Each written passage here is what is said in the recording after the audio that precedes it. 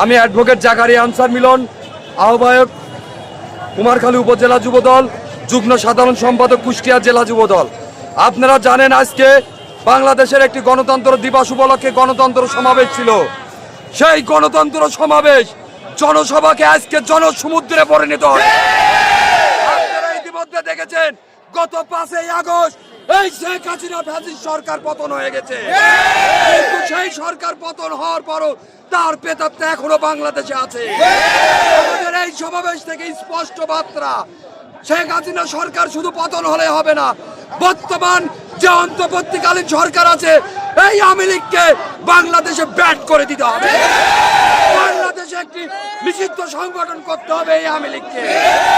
সেজন্য আমাদের দেশনেত্রী বেগম খালেদা জিয়ার এবং আগামী দিনের রাষ্ট্রনায়ক তারেক রহমানের স্পষ্ট বার্তা, বাংলাদেশে কোনো হিন্দু, মুসলিম, বৌদ্ধ, খ্রিস্টান